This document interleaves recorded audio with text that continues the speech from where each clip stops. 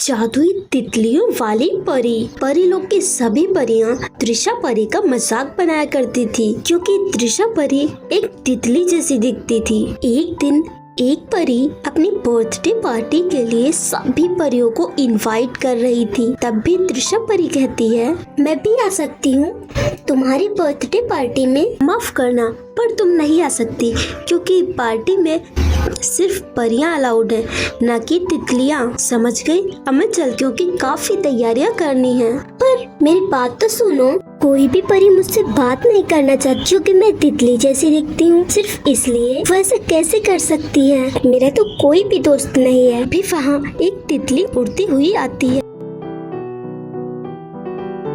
परेशान क्यों हो रही हो? कोई तुम्हारा दोस्त नहीं है तो क्या हुआ?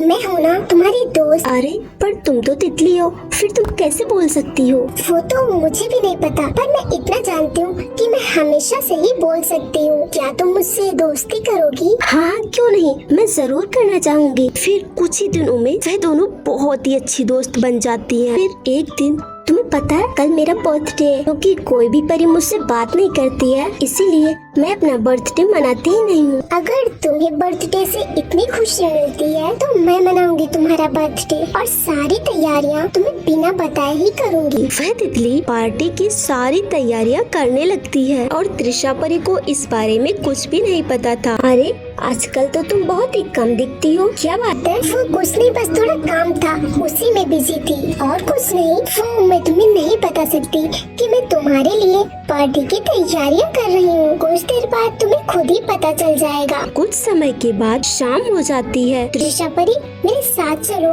अरे पर कहाँ, अभी मुझे बहुत ही काम है, मैं नहीं आ सकती। ठीक है, अगर तुम नहीं आई तो मैं तुमसे कभी बात नहीं करूँ। अच्छा ठीक है, चलो चलते हैं। वह तितली त्रिशा परी को बर्थडे पार्टी में ले जाती है।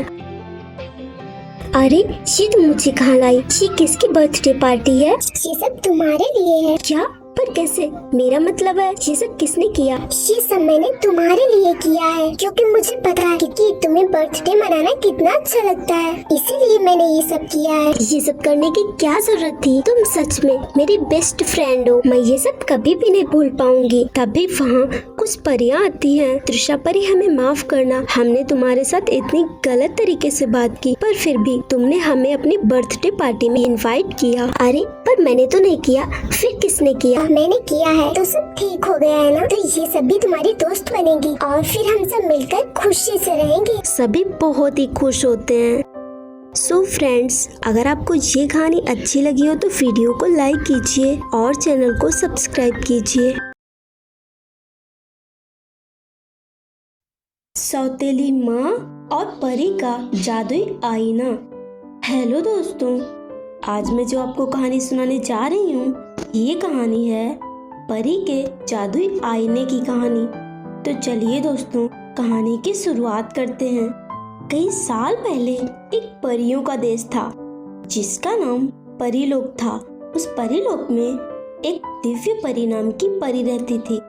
दिव्य परी बहुत ही काली थी, इसी वजह से उसकी सौतेली माँ उससे नफरत करती थी। दिव्य परी का सिर्फ चेहरा ही काला था। उसकी सौतेली माँ की एक सगी बेटी थी, जो बहुत ही सुंदर थी।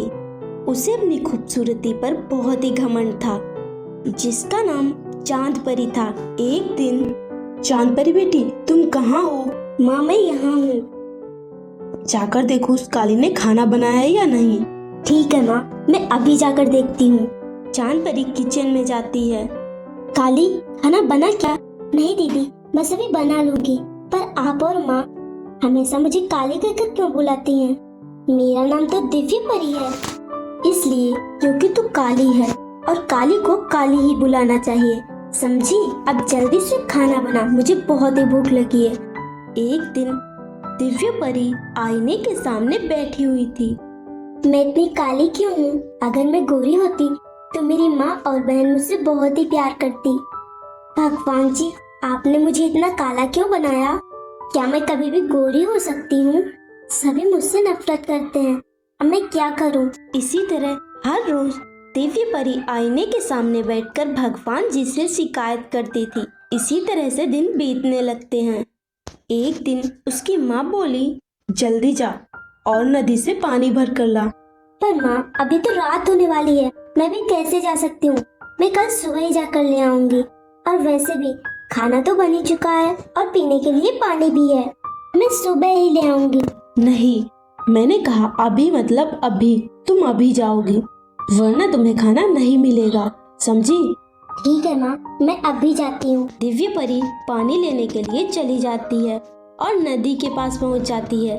तभी उसने देखा नदी के पास एक आईना पड़ा हुआ था और वह बहुत ही चमक रहा था और उसके आसपास बहुत सी जादुई तितलियां उड़ रही थी।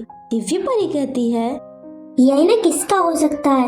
ये कितना अच्छा है और यहाँ कोई भी नहीं है, तो मैं ही ये आईना उठा लेती हूँ। और वैसे भी ये देखने में कितना अच्छा लग रहा है, मैं इसे लेकर जाऊंगी। दिव्य परी वह आईना लेकर वहां से चली जाती है और पानी भरना भूल जाती है। वह जैसे ही घर पर पहुंची, उसकी सौतेली माँ बोली, इतनी देर लगती है पानी लाने में, और पानी कहाँ है? और तू ये आईना कहाँ से लाई है? इसे मुझे दे, मैं इस कबाड़ा आईने को बाहर फेंक कर आती हूँ। नहीं, मैं नहीं दूंगी, मैं इसे अपने कमरे में रखूंगी। तू क्या करेगी इसका? तू तो वैसे भी काली है, तुझे आईने की क्या जरूरत? नहीं माँ, मैं नहीं दूंगी। ठीक है, अगर तू ये आईना नहीं देगी तो मैं तुझे आज का खाना नहीं दूंगी। नहीं चाहिए मुझे खाना। दिव्य परी वह आईना लेकर अपने कमरे में चली जाती है और सो जाती है। कुछ देर बाद उसे भूख लगती है, उसकी नींद खुल जाती है। तभी वह देखती है उसके सामने ढेर सारा खाना रखा हुआ था। वह सोच में पड़ जाती है, ये कैसे हो सकता है? तभी वह आईने के सामने जाती है। उसने देखा उसका चेहरा बहुत ही सुंदर था और चमक रहा था। वह सोच में पड़ गई। तभी वह आईना बोलने लगा और बोला, मैंने ही तुम्हें इतना खूबसूरत बनाया है और मैंने तुम्हें खाना भी दिया है। मैं एक जादुई आईना हूँ, क्योंकि अब तुम गोरी हो चुकी हो, इसीलिए अब तुमसे सभी प्यार करेंगे, कोई भी तुमसे नफरत नहीं करेगा। दिव्य परी बहुत ही खुश हुई।